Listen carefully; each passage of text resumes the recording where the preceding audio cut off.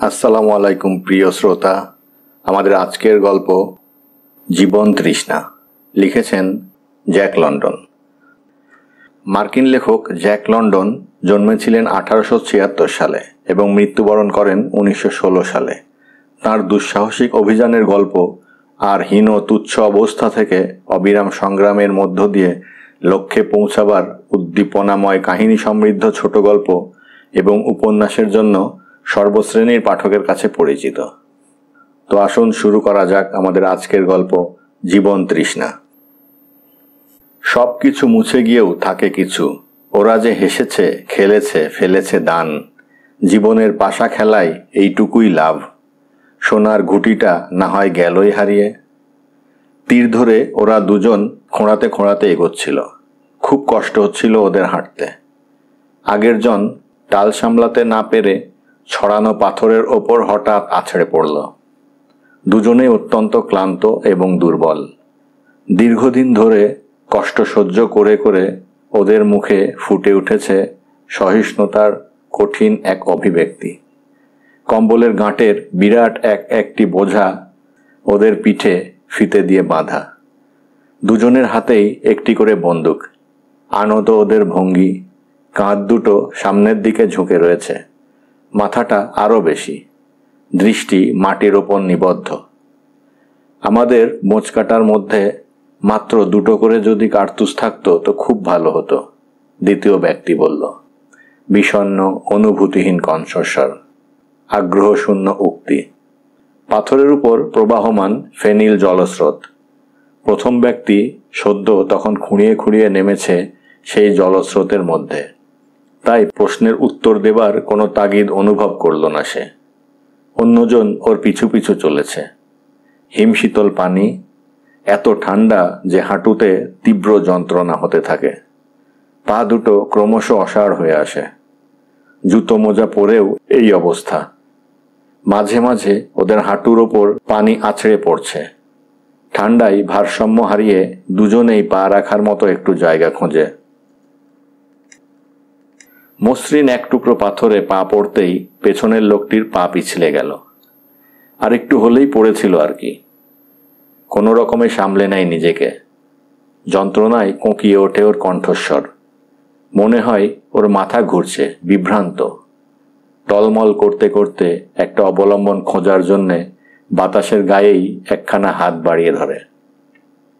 সামলে উঠে আবার এক পায়ে এগোই, কিন্তু ফের মাথা ঘুরে আছড়ে পড়ার উপক্রম হয়।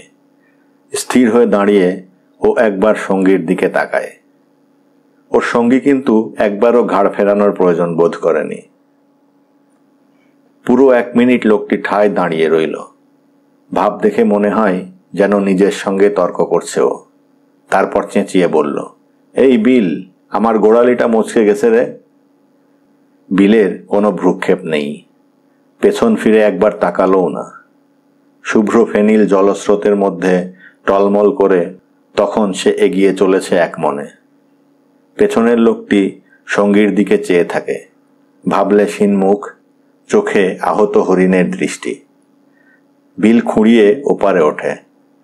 উত্তাল জলস্রোতের মধ্যে দাঁড়িয়ে ও লক্ষ্য করে বিলকে। ঠান্ডায় ওর 2 ঠোঁট থরথরিয়ে কেঁপে ওঠে। ঠোঁট ঢাকা গোঁফের ঝাড়টিও নেচে ওঠে তালে তালে। জিভ বার করে ওর ঠোঁট দুটোকে ভিজিয়ে নেয় অন্যমনস্কভাবে কয়েকবার। চেঁচিয়ে ডাকে, বিল। দুর্দশা কবলিত একটি সবল মানুষের আর্ত আবেদন। তবু বিলের মাথা পেছন ফিরল না। বিল এগিয়ে চলেছে, বাঁধো বাঁধো টলমলে চলন ভঙ্গি। বিচিত্রভাবে খোঁড়াতে খোঁড়াতে চড়াইটা পেরোচ্ছে। নিম্নভূমির পাহাড়টাই মোলায়েম আকাশ সীমারেখার দিকে নজর রেখে এগিয়ে চলেছে। শিখর পেরিয়ে বিল যতক্ষণ না চোখের আড়াল হলো ততক্ষণ ও চেয়ে থাকে। তারপর দৃষ্টি ফিরিয়ে নেয়। বিল চলে গেছে দৃষ্টির বাইরে। এখন ওর সঙ্গী বলতে শুধু নিঃশব্দ জাগতিক পরিমণ্ডল। দিগন্ত পারে ধীর প্রজ্বলিত ম্লান সূর্য ঘন কুয়াশার আবরণে ঢাকা পড়ে আরও ম্লান হয়ে যায়। সীমারেখাহীন স্পর্শাতীত বিচিত্র এক জড়জগৎ। লোকটি এক পায়ে ভর রেখে পকেট থেকে ঘড়ি বার করে। 4টে বেজেছে। বুঝতে পারে সূর্য উত্তর পশ্চিম দিক নির্দেশ করছে, কারণ সময়টা এখন খুব সম্ভব জুলাইয়ের শেষ ভাগ কি আগস্টের গোড়ার দিক। হিসাবে 2-1 সপ্তাহের হেরফের এড়ানো বর্তমানে ওর পক্ষে অসম্ভব।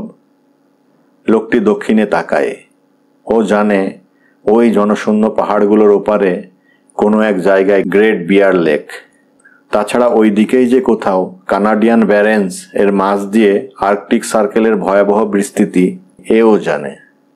যে নদীটিতে ও এখন দাঁড়িয়ে সেটি কপার মাইন্স নদীকে পুষ্ট করেছে এবং শেষোক্তটি দক্ষিণে প্রবাহিত হয়ে করোনেশন খাড়ি ও আর্কটিক সাগরে নিজেকে উজাড় করেছে। ওখানে কখনো ও যায়নি বটে, তবে হাডসন্স বে কোম্পানির চার্টে অঞ্চলটা একবার দেখেছিল। যতদূর চোখ যায় চারিদিকেই আরেকবার চোখ বোলায় লোকটি। সর্বত্রই কোমল আকাশ রেখা। দৃশ্যটি এমন কিছু উৎসাহ উদ্দীপক নয়। প্রতিটি পর্বত নিম্নভূমি ছুঁয়ে আছে। গাছপালা ঝোপঝাড় থাকা তো দূরের কথা, ঘাসের ডগাটিরও চিহ্ন নেই কোথাও। থাকার মধ্যে আছে শুধু ভয়ানক এক নির্জনতা। ওর দু চোখে তারই দ্রুত প্রতিফলন। বিল, বিল ফিসফিসিয়ে বার কয়েক উচ্চারণ করে নামটা। দুধগোলা ঘোলাটে পানির মধ্যে কুঁজো হয়ে দাঁড়ায় লোকটি। চারিদিকের সীমাহীন বিশালতা ওকে যেন গ্রাস করে। বিশালত্বের অসহনীয় ভয়াবহতা ওকে নির্মমভাবে পেষণ করে। পালা জ্বরগ্রস্ত রোগীর মতো ও কাঁপতে শুরু করে। কাঁপতে কাঁপতে এক সময় রাইফেলটা হাত থেকে খসে পড়ে যায়। হঠাৎ সম্বিত ফিরে পেয়ে নিজের ভয় ভাঙাতে চেষ্টা করে লোকটা। পানি হাতড়ে রাইফেলটাকে উদ্ধার করে। আহত গোড়ালিটার ক্ষত বাঁচিয়ে সতর্কভাবে ধীরে ধীরে তীরের দিকে এগোতে থাকে। আঘাত ও ক্ষতের যন্ত্রণা, শরীরের সব ক্লান্তিকে উপেক্ষা করে একটানা বদ্ধ উন্মাদের মতো এগিয়ে চলেছে। লক্ষ্য তার পর্বতের শিখর দেশ। এরই ওপারে তার সঙ্গীটি কিছুক্ষণ আগে অন্তর্হিত হয়েছে। তলমলে পায়ে খোঁড়াতে খোঁড়াতে এক সময় ও পর্বতের শিখর দেশে এসে হাজির হয়। শিখরে তো পৌঁছানো গেল, কিন্তু সামনেই যে অগভীর এক উপত্যকা।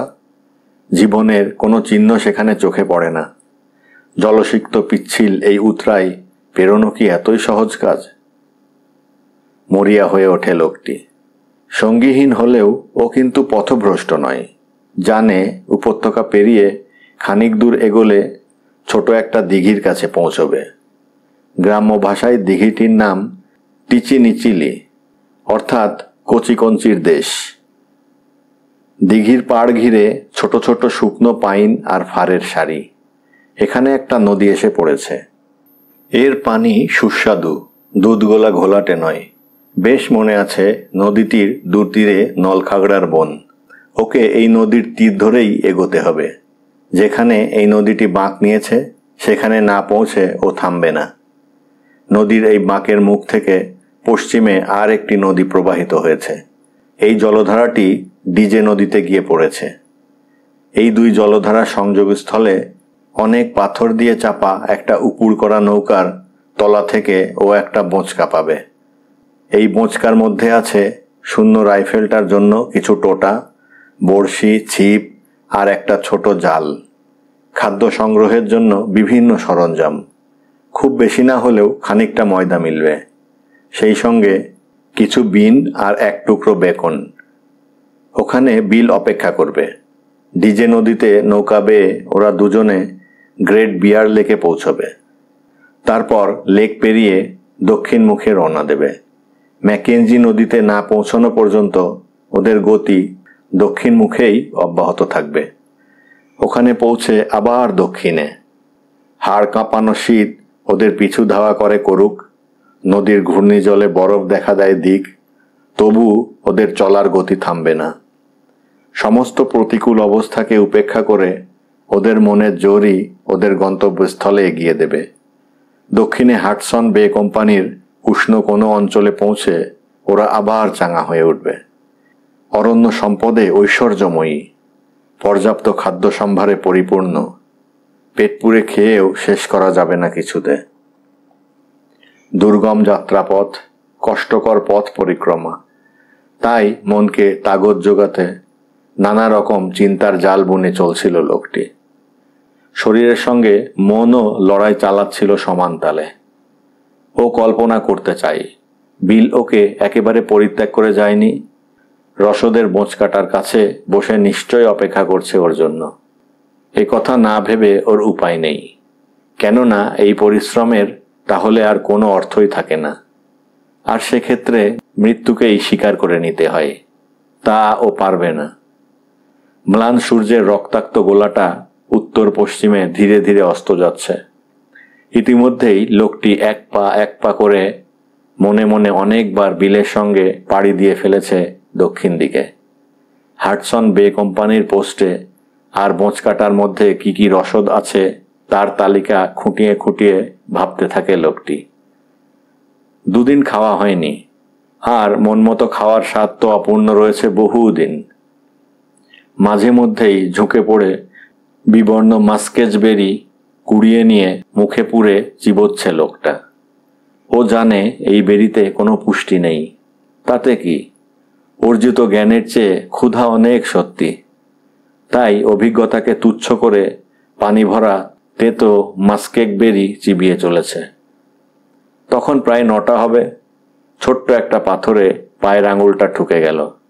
ক্লান্ত দুর্বল শরীর, টাল সামলাতে না পেরে লোকটি হুড়মুড়িয়ে পড়ে মাটিতে। পাশ ফিরে খানিকক্ষণ নিশ্চলভাবে শুয়ে থাকে ও। তারপর বোঁচকার বাঁধন থেকে নিজেকে মুক্ত করে কোনো ক্রমে ঘষে ঘষে উঠে বসার চেষ্টা করে।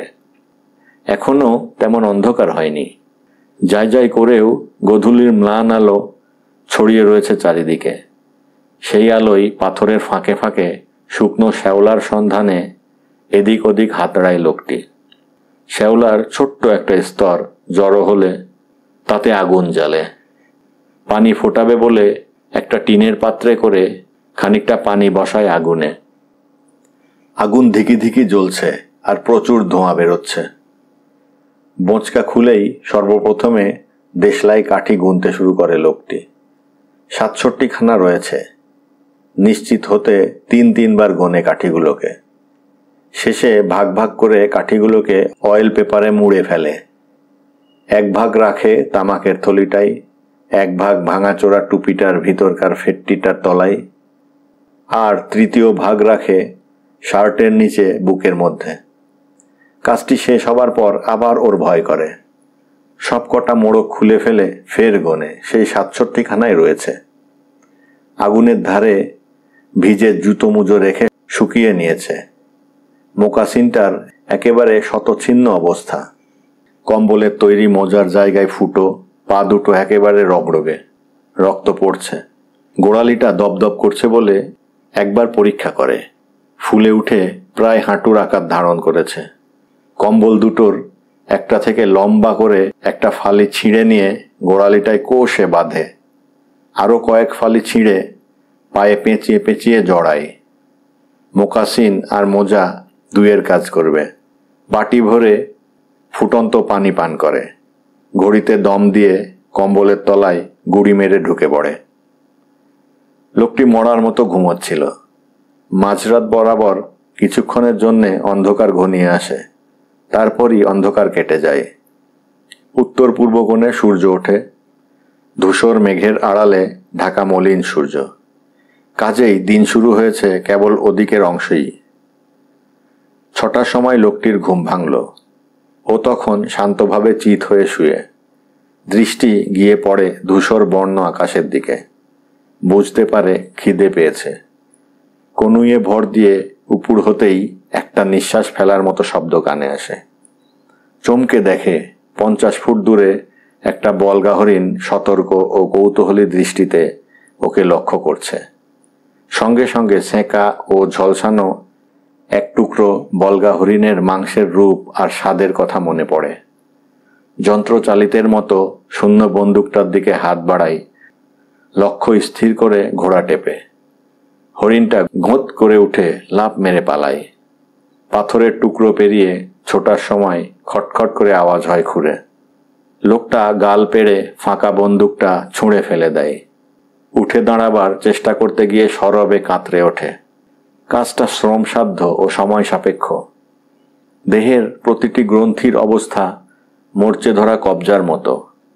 দৈহিক কবজাগুলো বাঁধো বাঁধোভাবে কাজ করছে। ঘর্ষণ প্রক্রিয়া বেশ প্রকট। প্রবল ইচ্ছাশক্তির জোরেই অঙ্গ প্রত্যঙ্গগুলো নাড়াচাড়া করা সম্ভব হচ্ছে। পায়ে ভর রেখে দাঁড়াবার পর মিনিট খানিক লেগে গেল দেহটাকে সোজা করতে। ছোট্ট একটা ঢিবির উপর উঠে গুড়ি মেরে আশপাশ লক্ষ্য করল লোকটি।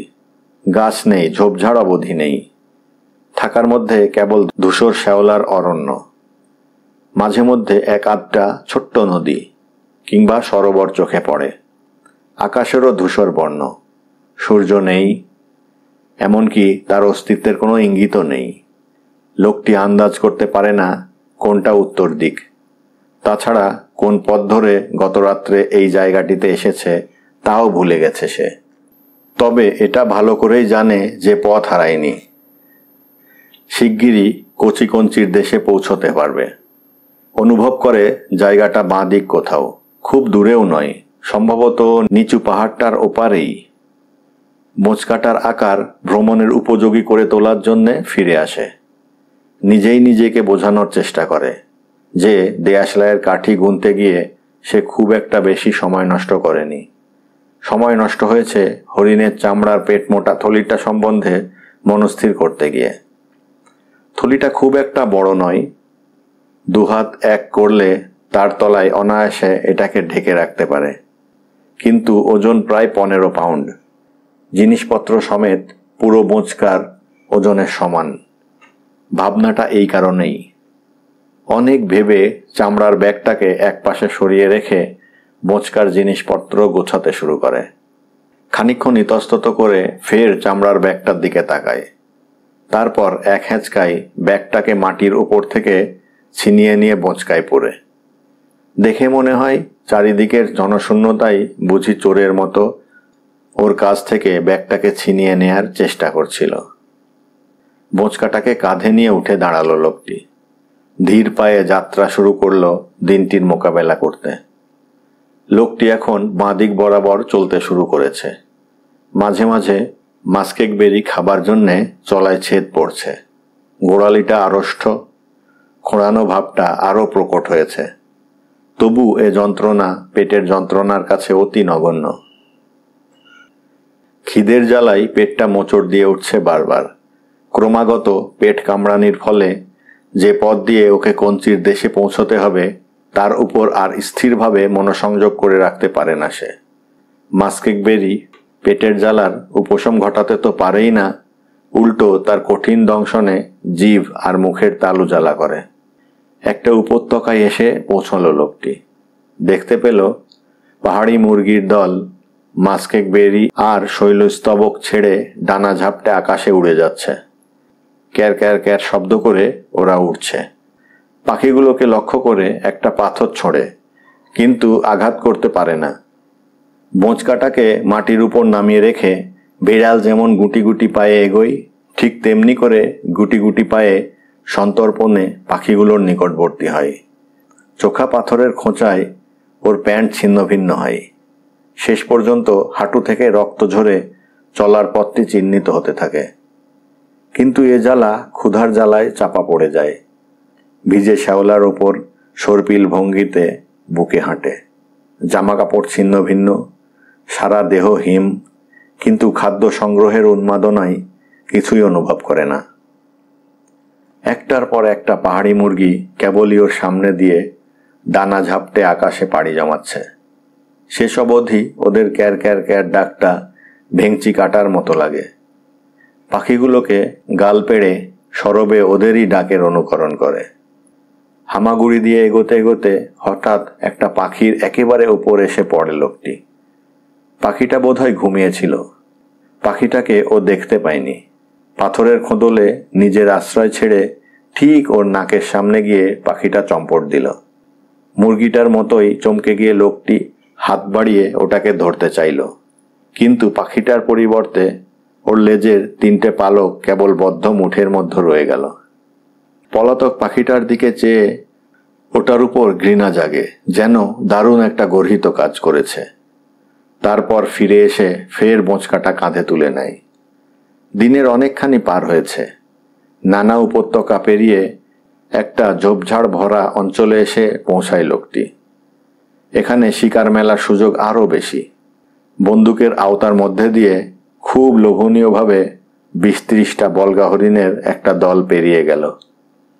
একটা বন্য আকাঙ্ক্ষা লোকটিকে পেয়ে বসে। ওগুলোর পিছু ধাওয়া করার ইচ্ছে। ছুটে গেলে ঠিক ওদের ধরে ফেলতে পারবে। একটা কালো শিয়াল এবার ওর দিকে এগিয়ে আসে। শিয়ালটার মুখে একটা পাহাড়ি মোরগ। লোকটি চেঁচিয়ে ওঠে, ভয় পাওয়ানোর চিৎকার। চিৎকার শুনে শিয়ালটা ভয় পেয়ে পালায় ঠিকই, কিন্তু মুরগিটাকে ফেলে যায় না কোনো মতেই। পড়ন্ত বিকেলের দিকে চুন গোলা দুধ রঙা একটা নদী ধরে হাঁটতে শুরু করে লোকটি। নদীটা নলখাগড়ার ঝোপগুলোর মাঝ দিয়ে বইছে। নলখাগড়াগুলোকে শক্ত হাতে গোড়ার কাছে চেপে ধরে উপড়ে নেয়। দেখতে অনেকটা সদ্য গজানো পেঁয়াজের মতো। বস্তুটি নরম, চট করে দাঁত বসে যায়। তাই প্রথমে মনে হয় খেতে সুস্বাদুই হবে। আসলে আঁশগুলো কিন্তু শক্ত। উদ্ভিদটি জলসিক্ত, কিছু রোঁয়াব সমষ্টি, ঠিক বেরিরই মতো, কোনো পুষ্টি নেই। বোঁচকাটা ছুঁড়ে ফেলে লোকটি 4 হাত পায়ে ষাঁড়ের মতো নলখাগড়ার ঝোপে ঢুকে কচমচ করে চেবাতে শুরু করে দেয় সেগুলোকে। অত্যন্ত শ্রান্ত হয়ে পড়েছে। কেবলই শুয়ে শুয়ে বিশ্রাম নিতে ইচ্ছে করছে।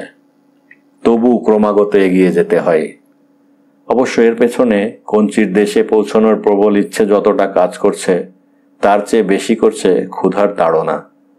ছোট পুকুরগুলোর ব্যাঙের সন্ধান করে, কীটের সন্ধানে নখ দিয়ে মাটি খোঁড়ে। অথচ এত উত্তরে ব্যাঙ ও কীটের যে কোনো অস্তিত্ব নেই তা ও ভালোভাবেই জানে। মিথ্যেই প্রতিটি পুকুরের মধ্যে চেয়ে চেয়ে দেখা। অবশেষে গোধূলির প্রথম লগ্নে একটি পুকুরে সাক্ষাৎ মিলল মিনো নামের ক্ষুদ্র আকারের একটি মাছের। কাঁধ অবধি পুরো হাতটা সোজা পানির মধ্যে চালিয়ে দিল। মাছটা কিন্তু ওকে ঠকিয়েছে। তবু উন্মাদের মতো পানির মধ্যে ও 2 হাত ঢুকিয়ে খুঁজে চলে। পানির তলাকার দুধরঙা কাদা গুলিয়ে ওঠে। উত্তেজনার মাথায় লোকটা শেষে পানিতে পড়ে যায়। কোমর অবধি ভিজে গেছে। পানিটা এত গুলিয়ে গেছে যে মাছটাকে দেখতে পাবার আর কোনো আশাই নেই। যতক্ষণ না কাদা থিতচ্ছে ততক্ষণ অপেক্ষা করতেই হবে। খানিকক্ষণ বাদে আবার খোঁজা শুরু হয়। আবার গুলিয়ে ওঠে কাদা, কিন্তু আর অপেক্ষা করা সম্ভব নয়। ফিতে খুলে টিনের পাত্রটা বার করে পানি সেচতে শুরু করে লোকটি। প্রথমে উন্মত্তের মতো সেচতে শুরু করার ফলে নিজেও ভিজছিল, আর পানিটাকেও তার বদলে পুকুরের এত কাছে ছুঁড়ছিল যে তা আবার পুকুরেই ফিরে আসছিল। আরও সতর্কভাবে কাজ করছে ও এখন। হৃৎপিণ্ডটা যদিও বুকের ওপর ধকধক করে আঘাত করছে, হাত কাঁপছে, তবুও মাথা ঠান্ডা রেখে কাজ করতে চেষ্টা করে। আধ ঘন্টা পর পানির কুণ্ডটা প্রায় শুকিয়ে আসে। 1 কাপের মতো পানিও নেই। কিন্তু কোথায় মাছ? তার বদলে পুকুরের তলাকার পাথরের মধ্যে ছোট্ট একটা ফোকর দেখতে পায়। নিশ্চয়ই ওটা ফোকর গলে পাশের বড় পুকুরটায় সটকেছে। এ পুকুরটাকে সারাদিন সারা রাত ধরে সেচলেও পানি শূন্য করতে পারবে না। ফোকর রয়েছে জানলে প্রথমেই ওর মুখটা একটা পাথর দিয়ে বন্ধ করে দিতে পারত। মাছটা তাহলে হাতে এসে যেত। কথাটা ভাবতে ভাবতে কুঁকড়ে গিয়ে ভিজে মাটির উপরই লুটিয়ে পড়ে লোকটি। প্রথমে নিজের মনে ফুঁপিয়ে ফুঁপিয়ে কাঁদছিল। তারপর চারিদিক থেকে ঘিরে ধরা অকরুণ নির্জনতাকে শুনিয়ে সরবে কাঁদতে শুরু করল। বহুক্ষণ ধরে শুকনো চাপা কান্নায় ওর দেহটা কেঁপে কেঁপে ওঠে। এবার আগুন জ্বালিয়েছে লোকটি। খানিকটা গরম পানি খেয়ে ঠান্ডাও কাটিয়েছে। গত রাতের মতোই একটা চোখা পাথরের ওপর ওর আজকের আস্তানা। ঘুমোবার আগে দেশলাইয়ের কাঠিগুলোর শুষ্কতা পরখ করে দেখতে দম দিয়ে নেয়। কম্বলটা ভিজে আর চটচটে। গোড়ালিটাও যন্ত্রণায় দপদপ করছে। কিন্তু ও কেবল একটা কথাই বোঝে, আমি এখন ক্ষুধার্ত। ঘুমের মধ্যে ভোজসভার স্বপ্ন দেখে দেখে সব রকম খাদ্যদ্রব্যের পরিপাটি পরিবেশন। ঘুম ভেঙে লোকটি দেখল তার ঠান্ডা লেগে গেছে। অত্যন্ত অসুস্থ বোধ করে। সূর্য বলে কিছু নেই। পৃথিবী ও আকাশের ধূসরতা আরও ঘনীভূত হয়েছে, আরও ভীতিপ্রদ। বাতাস হিমশীতল। তুষার কণাপূর্ণ দমকা হাওয়া পাহাড়ের চূড়াগুলোকে শুভ্রতায় ঢেকে দিয়েছে। আগুন জেলে আরও খানিকটা পানি গরম করার সময় বাতাস ভারী হয়ে ওঠে। আধো বৃষ্টিপাতের মতো তুষারপাত হতে শুরু করে।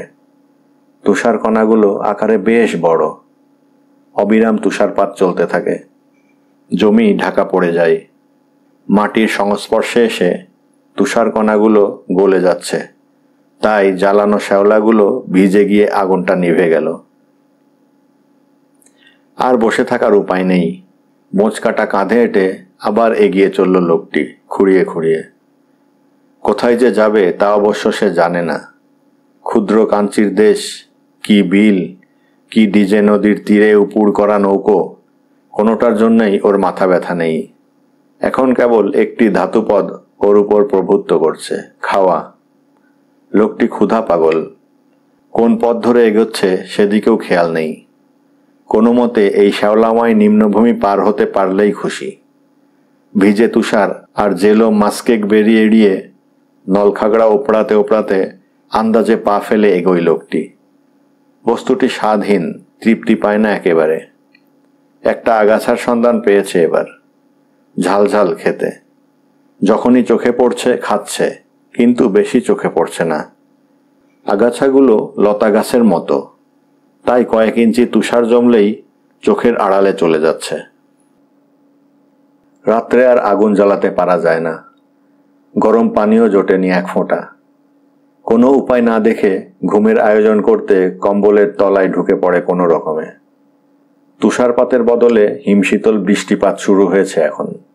অনেকবার ঘুম ভেঙে টের পেয়েছে, শীত হয়ে শুয়ে থাকার দরুন মুখের ওপর বৃষ্টি এসে পড়ছে। সকাল হলো, ধূসর সূর্যহীন প্রভাত। বৃষ্টি থেমে গেছে। ক্ষুধার তীব্রতাটাও নেই। খাদ্য সংক্রান্ত সমস্ত অনুভূতি নির্মূলভাবে লোপ পেয়েছে। পেটের মধ্যে একটা মোটা যন্ত্রণা আর ভারী ভারী ভাব, তবে এমন একটা কিছু বিরক্তিকর নয়। এখন ও আগের চেয়ে অনেক বেশি যুক্তিসঙ্গতভাবে চিন্তা করছে। ফলত আগের মতোই কঞ্চির দেশ আর ডিজে নদীর তীরে উপুড় করা নৌকাটাই বর্তমানে ওকে সবচেয়ে বেশি আকর্ষণ করছে। একটা কম্বলের অবশিষ্টাংশটুকু পায়ে বেঁধে নেয় লোকটি। আঘাত লাগা গোড়ালিটাতে জড়ানো ফেটটিটা আরেকবার ঠিক করে। আরেক দিনের পথ পরিক্রমার জন্যে তৈরি হতে থাকে। বোঁচকাটার কাছে এসে বেশ খানিকক্ষণ ভাবে, হরিণের চামড়ার পেট মোটা থলিটাকে নিয়ে কি করবে। শেষ পর্যন্ত ওটাকে তুলেই নেয়। বৃষ্টির দরুন তুষার গলে গেছে। শুধু পর্বত শিখরগুলো এখনো সাদা দেখাচ্ছে। সূর্য উঠেছে বলে এখন এই দিকে যন্ত্রের সাহায্যেই ও দিক নিরূপণে সক্ষম হচ্ছে। অবশ্য এই কথা তার অজানা নয় যে ইতিমধ্যেই সে পথ হারিয়েছে।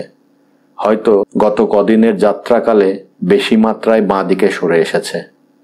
তাই বিচ্যুতিটা শুধরে নিতে ডান দিকে চেপে চলতে শুরু করে লোকটি।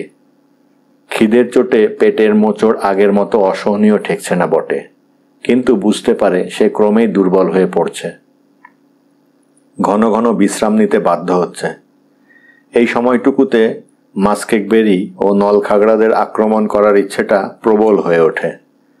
জিভটাকে বেশ শুকনো আর আকারে বড় ঠেকে। জিভের ওপর যেন রোয়া গজিয়েছে। স্বাদটা কটু মনে হচ্ছে। হৃৎপিণ্ডটা ওকে বেশ কষ্ট দিচ্ছে। কয়েক মিনিট হাঁটতে না হাঁটতেই বুকের ভিতরটা জোরে জোরে আন্দোলিত হতে থাকে। হঠাৎ যেন দম বন্ধ হয়ে আসে। মাথাটা ঘুরতে শুরু করে, জ্ঞান হারাবার উপক্রম হয়। দুপুর নাগাদ একটা বড় পুকুরে দুটো মিনোর সাক্ষাৎ মিলল। এত পানি ছেঁচে ফেলা অসম্ভব। মাথাটা এখন ওর বেশ ঠান্ডায় আছে, তাই চটপট টিনের পাত্রটার সাহায্যেই মাছ দুটোকে ধরে ফেলল। মাছ দুটো আঙুলের চেয়ে বড় হবে না, কিন্তু তাতে কি, ওর তো আর তেমন খিদে নেই এখন। পেটের মধ্যকার ভোঁতা যন্ত্রণাটা আরও কম অনুভব করছে। খিদের সময় না খেতে পেয়ে পেটটা ঘুমিয়ে পড়েছে বলে মনে হচ্ছে। তবু কাঁচা মাছটা চিবিয়ে চিবিয়ে খায়। খাওয়ার জন্যই খাওয়া, বাঁচার প্রয়োজনেই খেতে হবে। বিকেলে আরও 3টে মিনো ধরতে পেরেছে। 2টো খেয়ে একটা রেখে দিয়েছে প্রাতরাশের জন্যে। ইতস্তত গজানো শ্যাওলার চাপড়াগুলো সূর্যকিরণে শুকিয়ে গেছে। পানি গরম করে খানিকটা ঠান্ডা দূর করার সুযোগ পায় ও। আজ 10 মাইলের বেশি হাঁটতে ও পারেনি। প্রতিকূল অবস্থাকে কাটিয়ে পরদিন সেটা 5 মাইলে এসে ঠেকল। খিদের জন্য আর বিন্দুমাত্র অস্বস্তি বোধ করছে না। পেটটা ঘুমিয়ে পড়েছে। এখন ও একটা অচেনা অঞ্চল পাড়ি দিচ্ছে। প্রচুর সংখ্যক নেকড়ে আর বলগা হরিণের দেখা মেলে এখানে। নির্জন প্রান্তর পেরিয়ে ঘন ঘন তাদের ডাক কানে আসছে। আর একটি রাত পেরোলো। হরিণের চামড়ার পেট মোটা থলিটা উল্টোতেই তার মুখ দিয়ে অপরিশুদ্ধ সোনা আর সোনার তাল হলুদ স্রোতের মতো বেরিয়ে আসে। সোনাটা মোটামুটি 2টো সমান ভাগে ভাগ করে 1 ভাগ কম্বলের টুকরোয় মুড়ে বিচিত্র ধরনের একটা পাথরের চাঁইয়ের তলায় রেখে দেয়, আর অন্য ভাগটিকে বোঁচকায় পুড়ে নেয়। তারপর শেষ কম্বলটি থেকে একটা ফালি ছিঁড়ে পায়ে জড়ায়। বন্দুকটা যে এখনো ত্যাগ করেনি তার কারণ ডিজে নদীর ধারে বোঁচকাটার মধ্যে টোটা আছে। দিনটা কুয়াশাচ্ছন্ন। আজ আবার খিদেটা চাগিয়েছে। অত্যন্ত দুর্বল বোধ করে। মাথাটা এমনভাবে ঘুরছে যে সময় সময় চোখে অন্ধকার দেখে। অবস্থা যা তাতে মাথা ঘুরে আছাড় খাওয়াও এমন কিছু অসম্ভব নয়। হঠাৎ মাথা ঘুরে একটা মুরগির বাসার উপর গিয়ে পড়ে লোকটি। দিনখানেক হবে ডিম ফুটে 4টে ছানা বেরিয়েছিল বোধহয়। এক এক কণায় স্পন্দিত জীবন। এক গ্রাসে সব কটাকে খেয়ে ফেলা যায়। খোলা শুদ্ধ ডিম চিবোনোর মতো জ্যান্ত বাচ্চাগুলোকে মুখে পুরে চিবোতে শুরু করে। মা মুরগিটা অত্যন্ত ক্রুদ্ধ দৃষ্টিতে ওর চারপাশে ঘুরে ঘুরে ডানা ঝাপটায়। বন্দুকটাকে গদার মতো বাগিয়ে ধরে মা মুরগিটাকে মারতে চায়, কিন্তু পারে না। ঠিক পাশ কাটিয়ে সরে পড়ছে বারবার। বন্দুক দিয়ে মারতে না পেরে শেষ পর্যন্ত পাথর ছুঁড়তে শুরু করে। হঠাৎ একটা নিক্ষিপ্ত পাথরের আঘাতে মুরগিটার একটা ডানা ভেঙে যায়। মুরগিটা ভাঙা ডানা টেনে টেনে ছুটতে শুরু করে, আর লোকটি তার পিছু ধাওয়া করে। মুরগির ছানাগুলো সাময়িকভাবে ক্ষুধার নিবৃত্তি ঘটিয়েছে। আহত গোড়ালিটার উপর কোনো রকমে ঠেক দিয়ে খুঁড়িয়ে খুঁড়িয়ে এগোয় লোকটি। পাথর ছোঁড়ে আর কর্কশ কণ্ঠে চেঁচায়। আবার কখনো বা নিঃশব্দে এগিয়ে চলে। মাটিতে পড়ে গেলে ধীরে সুস্থে উঠে বিমর্ষ দৃষ্টিতে তাকায়। মাথা ঘোরার উপক্রম হলে তা কাটিয়ে ওঠার জন্য চোখ রগড়ায়। ডানা ভাঙা মুরগিটার পিছু ধাওয়া করতে করতে লোকটি উপত্যকার নিকটবর্তী জলাভূমিতে এসে পৌঁছায়। ভিজে শ্যাওলাগুলোর ওপর চোখ পড়তেই দেখে কার যেন পায়ের ছাপ। এ পায়ের ছাপ কোনো মতেই তার হতে পারে না। তাহলে বিলের নিশ্চয়। কিন্তু এখন থামা চলে না। আগে ছুটন্ত মুরগিটাকে ধরতে হবে, তারপর ফিরে এসে অনুসন্ধান। এক নাগাড়ে ছুটিয়ে ছুটিয়ে মুরগিটাকে নির্জীব করে দিয়েছে। কাত হয়ে শুয়ে ঘন ঘন শ্বাস নিচ্ছে মুরগিটা। লোকটিরও দম ফুরিয়ে এসেছে। ঠিক মুরগিটার মতো কাত হয়ে শুয়ে লোকটি হাঁসফাঁস করতে লাগলো। মুরগিটার সঙ্গে ওর ব্যবধান মাত্র কয়েক ফুটের, কিন্তু হামাগুড়ি দিয়ে এগিয়ে গিয়ে ওটাকে যে ধরবে সে শক্তিও লোকটি হারিয়েছে। ও যতক্ষণে দম ফিরে পেয়ে মুরগিটার দিকে এগোলো, ততক্ষণে মুরগিটাও দম ফিরে পেয়েছে। লোকটির হাত পৌঁছানোর আগেই মুরগিটা সরে পড়ল। আবার শুরু হলো পেছনে ছোটা। দেখতে দেখতে রাত নেমে আসে। সুযোগ বুঝে মুরগিটা অন্ধকারে গা ঢাকা দেয়। অত্যন্ত দুর্বল শরীর। হোঁচট খেয়ে টাল সামলাতে না পেরে লোকটি সোজা আছড়ে পড়ল মাটিতে।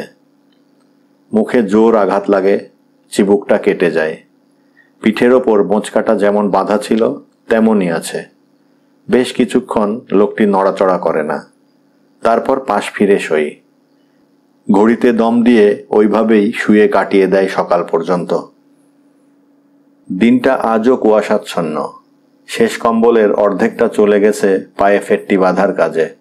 অবশ্য তাতে কিছু যায় আসে না। খিদের প্রচণ্ড তাড়নাতেই ও এখন এগিয়ে চলেছে। আচ্ছন্নভাবে পথ চলতে চলতে ভাবে বিলও কি পথ হারিয়েছে। দুপুর নাগাদ বোঁচ কাটার বোঝা অসহ্য মনে হয়। যেটুকু সোনা ছিল ফের তা দুভাগে ভাগ করে। অর্ধেকটা এবার সোজাসুজি মাটিতে ছড়িয়ে দেয়, তারপর একটু ভেবে বাকি অর্ধেকটাও ছুঁড়ে ফেলে দেয়। সঙ্গে এখন কেবল আধখানা কম্বল, টিনের পাত্র আর বন্দুক। একটা মায়া কল্পনা ওর অস্বস্তির কারণ হয়ে দাঁড়িয়েছে এবার। মাঝে মাঝেই মনে হচ্ছে যে এখনো একটা টোটা আছে, বন্দুকেই পড়ে আছে। আগেরবার দেখার সময় ঠিক চোখ এড়িয়ে গেছে, অথচ ও জানে বন্দুকের ভিতর আদৌ কিছু নেই। তবু এই মায়া কল্পনার হাত থেকে রেহাই মেলে না। এক অলীক কল্পনার সঙ্গে বেশ কিছুক্ষণ লড়াই চালাবার পর বন্দুকটাকে ও মাটিতে ছুঁড়ে ফেলে দেয়। বন্দুকটা খুলে দেখে যথারীতি ওটার মধ্যে কিছু নেই। হতাশার তিক্ততা এত তীব্র যে মনে হয় যেন সত্যিই টোটাটা ও দেখবে বলে আশা করেছিল। আধ ঘন্টা ধরে খুব কষ্টকরভাবে চলার পর আবার মায়া কল্পনায় আচ্ছন্ন হয়ে পড়ে লোকটি। খুব চেষ্টা করে আজগুবি ভাবনার হাত থেকে নিজেকে মুক্ত রাখার, কিন্তু রেহাই পায় না। শেষ পর্যন্ত কোনো উপায় না দেখে এই আজগুবি ভাবনা আর সন্দেহের নিরসন ঘটাতে বন্দুকটাকে আবার খুলে ফেলে। নানা চিন্তায় ডুবে গিয়ে যন্ত্রচালিতের মতো পথ হেঁটে চলেছে। আত্মপ্রতারণার এই উদ্ভট চিন্তা কীটের মতো ওর মস্তিষ্ককে দংশাতে থাকে।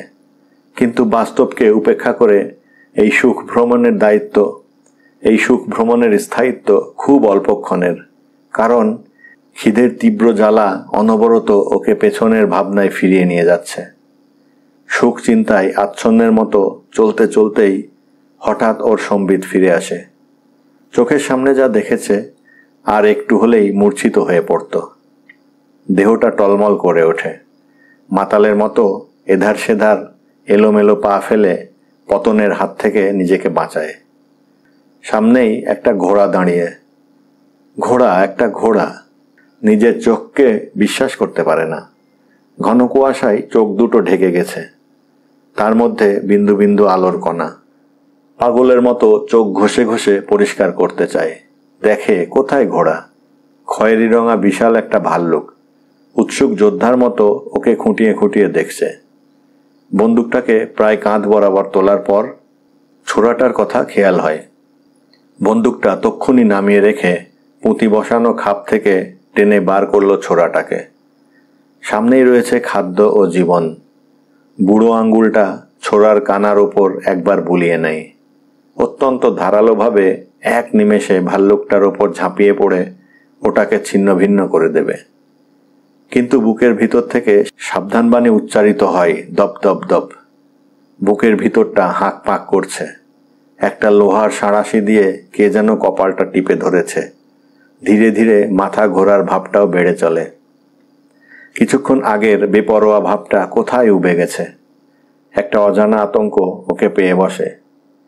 ওর দুর্বলতার সুযোগ নিয়ে জন্তুটা ওকে যদি আক্রমণ করে তখন উপায়? যতখানি সম্ভব শরীরটাকে টান টান করে নির্ভীকভাবে খাড়া হয়ে দাঁড়ায়। মুঠোর মধ্যে শক্ত করে চেপে ধরে ছোড়াখানা। হিংস্র দৃষ্টিতে চেয়ে থাকে ভাল্লুকটার দিকে। ভাল্লুকটা থপ থপ করে দু চার পা এগিয়ে আসে, গুঁড়ি মেরে বসে একটা গর্জন ছাড়ে। লোকটি যদি ছোটে তাহলে ভাল্লুকটাও ছুটবে। ভয় ভাবনা সব কিছুকে উপেক্ষা করে লোকটি মরিয়া হয়ে হয়ে গর্জন করে উঠল, বুনো জন্তুর মতো, প্রচণ্ড রকম। যে ভীতি জীবনের সঙ্গে ওতপ্রোতভাবে জড়িত, প্রাণের গভীরতম বোধই যার উৎস, এ গর্জনে তারই অনুরণন। ভালুকটা গড় গড় করতে করতে এক পাশে সরে যায়। রহস্যময় অবিচল এই মানুষটিকে স্থানুর মতো দাঁড়িয়ে থাকতে দেখে ভাল্লুকটাও বিস্মিত। লোকটি একটুও নড়েনি। যতক্ষণ না বিপদ অতিক্রান্ত হয় ততক্ষণ প্রস্তর মূর্তির মতো দাঁড়িয়ে থাকে। তারপর আতঙ্কগ্রস্ত মানুষটি সম্পূর্ণভাবে আত্মনিয়ন্ত্রণ হারিয়ে কাঁপতে কাঁপতে ভিজে শ্যাওলার ওপর লুটিয়ে পড়ে। এতক্ষণে লোকটি খাড়া হয়ে দাঁড়িয়েছে। ভয় কাটিয়ে আবার হাঁটতে শুরু করেছে। এবার আর এক নতুন ভীতি ওকে পেয়ে বসে। খাদ্যের অভাবে ধীর মৃত্যুর বিভীষিকা নয়, ভয়টা এই যে অনাহারে মৃত্যুর আগেই বাঁচার এই লড়াইয়ে উদ্যমের যে শেষ স্ফুলিঙ্গটুকু ওকে এখনো অগ্রসর হবার তাগিদ যোগাচ্ছে, তা নির্বাপিত হওয়ার আগেই ওকে হয়তো কোনো হিংস্র প্রাণীর শিকার হতে হবে। নেকড়েদের কথা কি ভোলা যায়? নির্জন প্রান্তরের এধার ওধার থেকে ওদের গর্জন ভেসে আসছে। নিস্তব্ধতার ঠাস বুনুনিকে ফালা ফালা করে গর্জন ছড়িয়ে পড়ছে। প্রচণ্ড ঝড়ে ফুলে ওঠা তাঁবুর মতো ভয়ঙ্কর এই গর্জনকে ঠেকাবে বলেই যেন নিজের অজান্তেই লোকটি কখন দুহাত শূন্যে মেলে ধরে। মাঝে মাঝে দুটো বা তিনটে করে এক একটা নেকড়ের দল ওর সামনে দিয়ে আড়াআড়িভাবে পথ পার হচ্ছে। অবশ্য দলে খুব ভারী নয় বলে কাছে ঘেঁষতে সাহস পাচ্ছে না। তাছাড়া তাদের লক্ষ্য এখন বলগা হরিণদের দিকে। বলগা হরিণরা যখন বিনা প্রতিরোধে আত্মসমর্পণ করে, তখন কি দরকার এই বিচিত্র দর্শন জীবটার কাছে ঘেঁষার? বলা তো যায় না, মাথা খাড়া করে যেভাবে হাঁটছে তাতে আঁচড়ে কামড়ে দিলেও দিতে পারে। বিকেল নাগাদ ইতস্তত বিক্ষিপ্ত কিছু হাড়গোড় চোখে পড়ল লোকটির। আধ ঘন্টা খানেক আগে একটা বলগা হরিণের বাচ্চা নেকড়েদের শিকার হয়েছে। মাংসহীন চকচকে হাড়গুলোর দিকে তাকিয়ে লোকটি ভাবে, একটু আগেও হরিণ শিশুটি কর্কশ চিৎকারে চারিদিকে মাঠ দিয়ে তুলেছিল নিশ্চয়ই। প্রাণবন্ত চপল হরিণ শিশুটি এখন কতগুলো মাংসহীন হাড়ের সমষ্টি মাত্র। তবু ওর মনে হয় এই হাড়ের ভিতরকার জীবকোষে এখনো যেন প্রাণের স্পন্দন রয়েছে, বেশ লালচে দেখাচ্ছে। এমনও তো হতে পারে দিন ফুরোবার আগে ওরও ওই একই দশা হবে। এই তো জীবন, তাই না? অসার, সদা অপসয়মান। একমাত্র জীবনই যন্ত্রণাদায়ক, মৃত্যুর মধ্যে কোনো যন্ত্রণা নেই। মরা মানেই ঘুমোনো, মানে বিরাম, অনন্ত বিশ্রাম। কিন্তু তাই যদি হবে, তাহলে ও কেন মৃত্যুবরণের চিন্তায় খুশি হতে পারছে না? বেশিক্ষণ এসব নিচি কথা নিয়ে মাথা না ঘামানোই ভালো। ঘাসের ওপর হাঁটু গেড়ে বসে মুখে একটা হাড় পড়ে প্রাণের ক্ষীণ অবশিষ্টাংশ থাকার দরুন হাড়ের ভিতরটা এখনো লাল দেখাচ্ছে। মিষ্টি মাংসের স্বাদ এতে এত কম যে সত্যি মাংস খাচ্ছে না কল্পনায় তা উপলব্ধি করা দুষ্কর। তবে এটা ঠিক যে স্বাদটা ওকে পাগল করে দিয়েছে। হাড়ের উপর দুপাটি দাঁত বসিয়ে কচমচ করে চিবাতে শুরু করে। কখনো হাড়টা ভাঙে, কখনো ওর দাঁত। শেষ পর্যন্ত হাড়গুলোকে একটা পাথরের উপর রেখে আর একটা পাথর দিয়ে আঘাত করে। আঘাত করতে করতে মজ্জা সমেত হাড়গুলো একটা তালে পরিণত হলে সেটাকে গিলে নেয়। তাড়াহুড়োই আঙুলের উপর বাড়ি পড়ে। অবাক হয়ে দেখে এত জোরে আঙুলের উপর আঘাত পড়ার পরও ও তেমন যন্ত্রণা অনুভব করছে না। ভয়াবহ বৃষ্টি আর তুষারপাত শুরু হয়েছে। এ কদিন কখন কোথায় যে আস্তানা গেড়েছে আর কখনই বা তা গুটিয়ে নিয়েছে নিজেই তা জানে না। দিনেও যত হেঁটেছে, রাত্রিরেও তত। চলতে চলতে যেখানে পড়ে গিয়েছে সেখানেই শুয়ে বিশ্রাম নিয়েছে। আর যে যে সময় মৃতপ্রায় প্রাণটা দপ করে উঠে আরো ম্লান হয়ে গিয়েছে, তখন হামাগুড়ি দিয়ে এগিয়েছে। মানুষ হিসেবে ও আর এখন বুঝছে না, বুঝছে ওর মধ্যেকার মরণে অনিচ্ছুক মৃতপ্রায় প্রাণটা। এই প্রাণটাই ওকে এগিয়ে নিয়ে চলেছে। কষ্ট তেমন বোধ হচ্ছে না। স্নায়ুতন্ত্র ভোঁতা ও অসাড় আর মানসপটে শুধু অলৌকিক দৃশ্য ও লোভনীয় স্বপ্নের সমাবেশ। বলগা হরিণের ছানাটার সামান্য যে অবশিষ্টটুকু পড়েছিল তাই জড়ো করে সঙ্গে করে নিয়েছিল লোকটি। পথ চলতে চলতে চূর্ণ বিচূর্ণ হাড়গুলোকে ক্রমাগত চুষছে আর চিবুচ্ছে। এর মধ্যে পথে আর কোনো পাহাড় বা জল বিভাজিকা পেরোতে হয়নি। প্রশস্ত ও অগভীর উপত্যকার মধ্য দিয়ে একটা বড় নদী বয়ে যাচ্ছে। হঠাৎ লোকটির খেয়াল হয় সে এখন ওই নদীটির তীর ধরেই এগোচ্ছে। কখন যে সে ওই নদীর তীর ধরে এগোতে শুরু করেছে, কখন যে উপত্যকাটা পেরিয়েছে, কিছুই তার স্মরণে নেই। এতক্ষণ সে শুধু কম্পিত দৃশ্য ছাড়া আর কিছুই দেখতে পায়নি। দেহ ও প্রাণশক্তির বন্ধন সূত্রটি এতই ক্ষীণ যে যদিও এরা পাশাপাশি থেকে হাঁটছে বা হামাগুড়ি দিচ্ছে, তবু এদের মধ্যে ব্যবধান মোটেই অল্প নয়। ঘুম ভাঙার পর প্রথম খেয়াল হলো সে একটা চোখা পাথরের ওপর চিত হয়ে শুয়ে আছে। সূর্যের উজ্জ্বল উষ্ণ আলো চারিদিকে ভরিয়ে দিয়েছে। দূর থেকে বলগা হরিণের বাচ্চাগুলোর কুঁই কুঁই শব্দ কানে আসছে। প্রচণ্ড বৃষ্টি আর তুষারপাত এবং ঝোড়ো বাতাসের সম্মুখীন হবার আবছা কিছু কিছু কথা মানসপটে ভেসে উঠছে। কিন্তু প্রবল ঝড়ের দাপটে কাবু হয়ে দুদিন শুয়ে কাটিয়েছে না 2 সপ্তাহ তা সে জানে না। খানিকক্ষণ নিশ্চলভাবে শুয়ে থাকে লোকটি। অকৃপণ সূর্যরশ্মি ঝরে পড়ে ওর ওপর। ঝঞ্ঝা বিক্ষুব্ধ হিমশীতল শরীরটাকে উষ্ণতায় চাঙা করে তোলে। মনে মনে ও চিন্তা করে দিনটি আজ ভারী সুন্দর, ভারী উজ্জ্বল। এখন সে ঠিক কোথায় আছে আজই হয়তো তার হদিশ করতে পারবে। নিচ দিয়ে একটা প্রশস্ত ধীর স্রোতা নদী বয়ে যাচ্ছে। অপরিচিত নদীটিকে দেখে ও অবাক হয়। চোখ মেলে জলাধারটিকে অনুসরণ করে। বড় বড় বাঁক নিয়ে বহু নিচু আর নেড়া নেড়া পাহাড়ের মধ্য দিয়ে ঘুরে ফিরে এগিয়ে গেছে নদীটি। এ পর্যন্ত যে কটা পাহাড় ও দেখেছে এগুলো আকারে তার চেয়ে ছোট এবং আরও নেড়া। লোকটি এবার নদীর পথরেখা অনুসরণ করছে। উত্তেজনাহীন ধীর পদক্ষেপ, আগ্রহ যেটুকু প্রকাশ পায় তা অতি মামুলি ধরনের। উচ্ছল এক সাগরে গিয়ে পড়েছে নদীটি। এ দৃশ্যও কিন্তু লোকটিকে উত্তেজিত করতে পারে না। ভারী আশ্চর্যের ব্যাপার মনে মনে ভাবে। এটা কাল্পনিক দৃশ্য না মরীচিকা? খুব সম্ভবত কাল্পনিক দৃশ্য, বিশৃঙ্খল মনের একটা চাতুরী। ঝলমলে সমুদ্রের মাঝখানে একটা জাহাজকে নোঙর ফেলা অবস্থায় দাঁড়িয়ে থাকতে দেখে সন্দেহ আরও দৃঢ় হয়। মুহূর্তের জন্য চোখ বন্ধ করে, তারপর আবার খোলে। আশ্চর্য, এখনও দৃশ্যটা মেলায়নি। তবে আশ্চর্য হবারই বা কি আছে? বন্ধ্যা প্রান্তরের মাঝ মধ্যিখানে সমুদ্র বা জাহাজ থাকতে পারে না, যেমন জানত বন্দুকে টোটা নেই। পিছনে একটা ঘর ঘর শব্দ শোনে, কতকটা হাঁপ ওঠার মতো। শারীরিক দুর্বলতার জন্যে খুব আস্তে আস্তে পাশ ফেরে।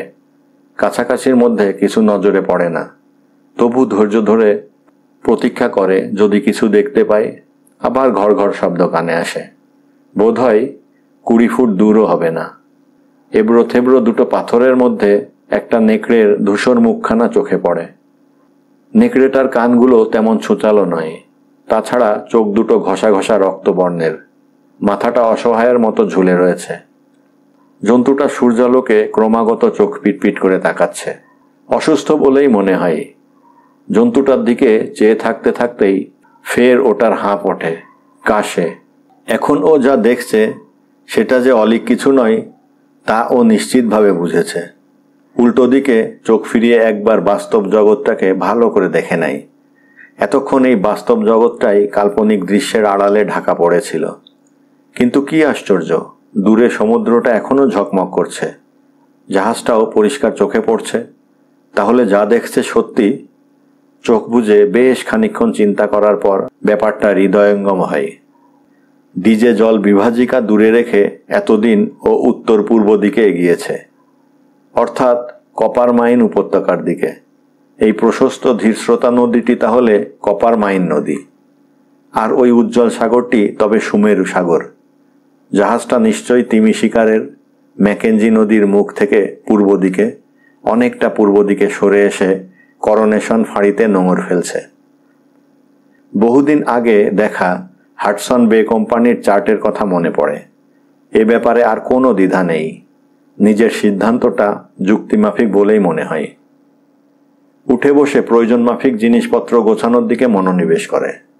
কম্বলের ফেটটি দুটো ছিঁড়ে গেছে, পা দুটো আকারবিহীন কাঁচা মাংসের তালে পরিণত হয়েছে। শেষ কম্বলটাও গত। বন্দুক ও ছোরা দুটোই হারিয়েছে। তাছাড়া টুপিটা পড়ে যাবার সঙ্গে সঙ্গে দেশলাই কাঠিগুলোও লোপাট। তামাকের থলিতে তেলা কাগজ মোড়া দেশলাই কাঠিগুলো বুকের মধ্যে ঠিকই আছে। ঘড়ির দিকে তাকিয়ে দেখে 11টা বেজেছে।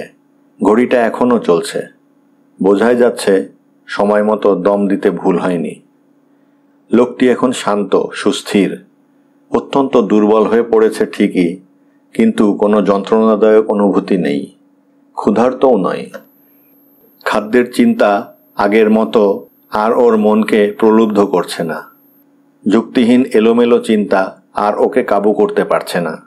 প্যান্টের তলার দিকে দুটো হাঁটুর কাছ থেকে কাপড় ছিঁড়ে নিয়ে পায়ে জড়িয়ে নেয়, যে করেই হোক টিনের পাত্রটা কাজ ছাড়া হয়নি। জাহাজ অভিমুখে যাত্রা শুরু করার আগে খানিকটা গরম পানি খেয়ে নেয় লোকটি, কারণ ও অনুমান করতে পারে এ যাত্রা হবে অত্যন্ত কষ্টকর এবং ভয়াবহ।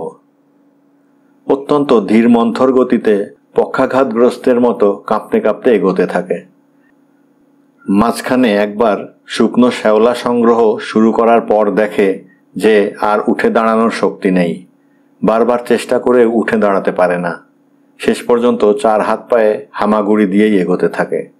হামাগুড়ি দিয়ে এগোতে এগোতে এক সময় নেকড়েটার কাছে গিয়ে পড়ে।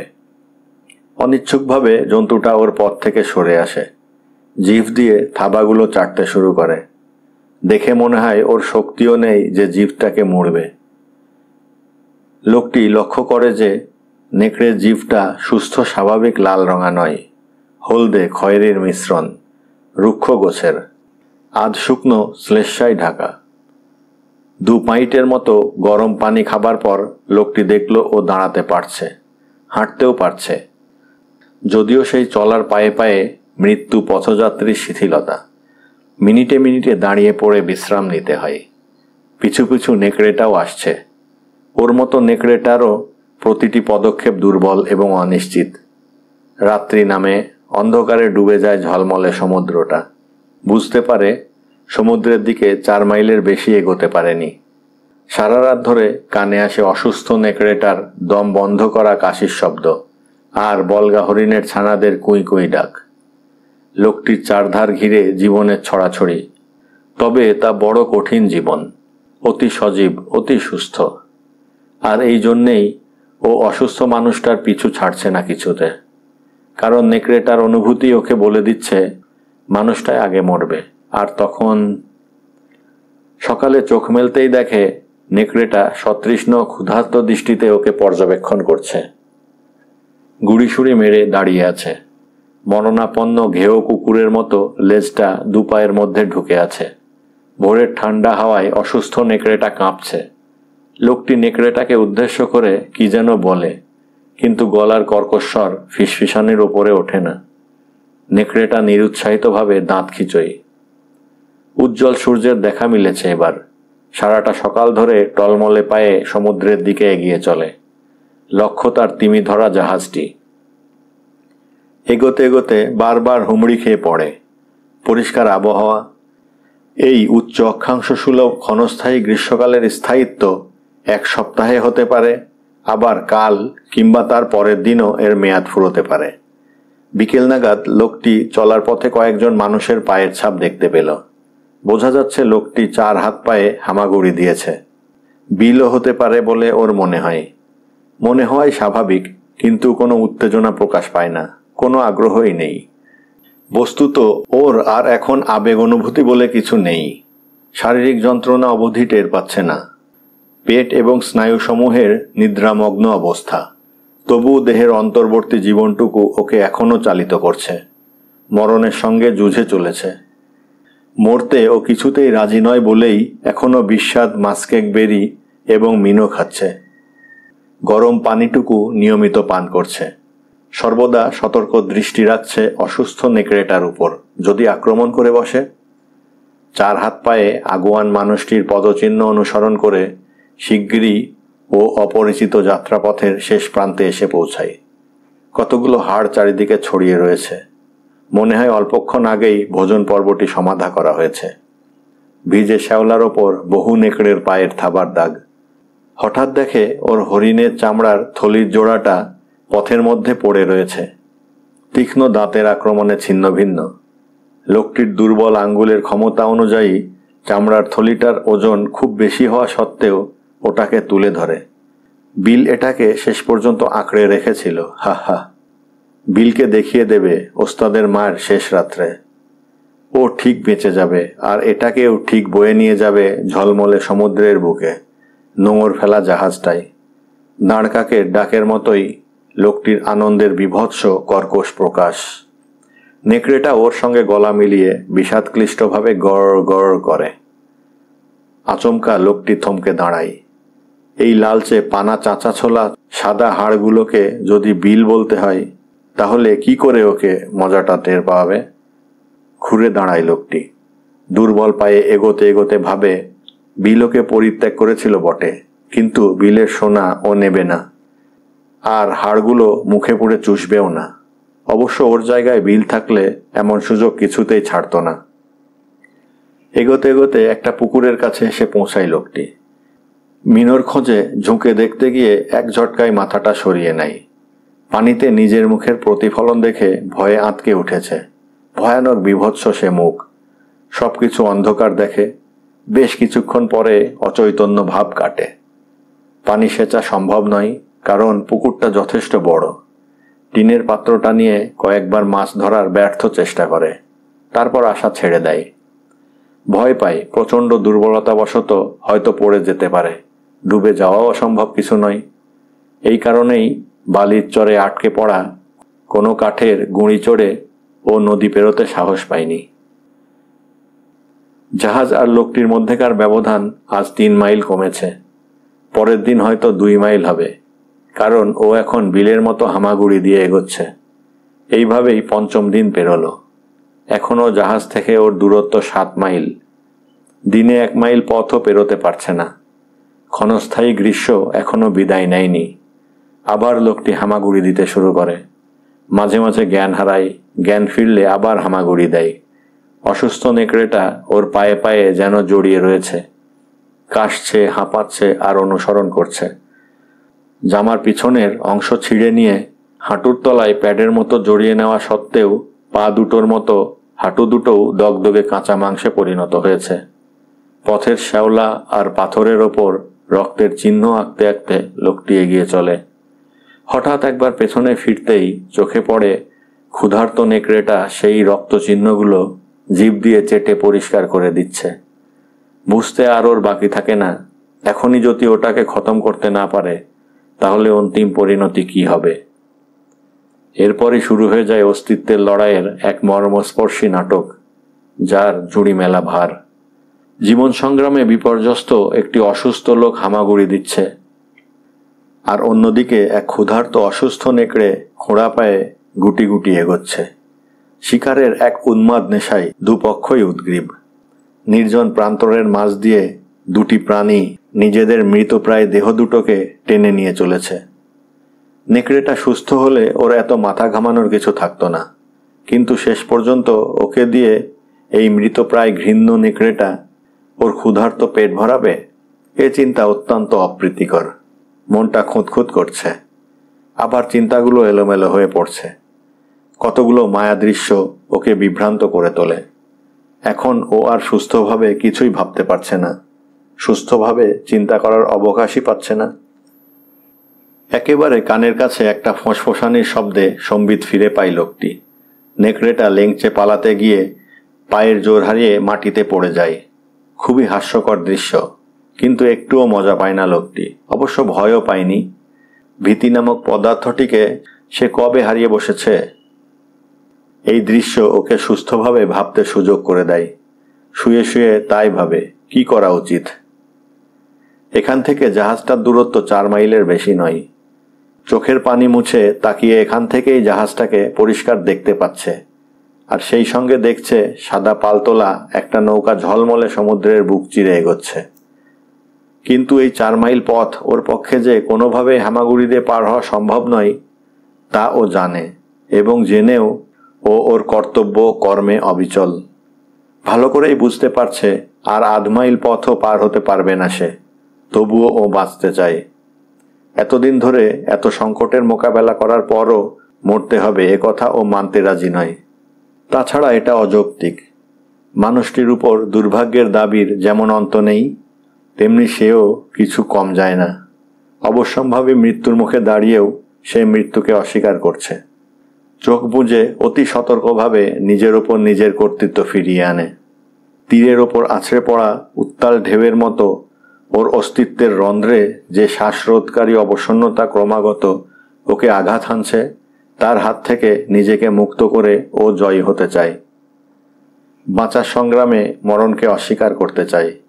এই মারাত্মক অবসন্নতার প্রকৃতি সমুদ্রের মতো, ধীরে ধীরে ফুলে ফেঁপে উঠে চৈতন্যকে গ্রাস করে।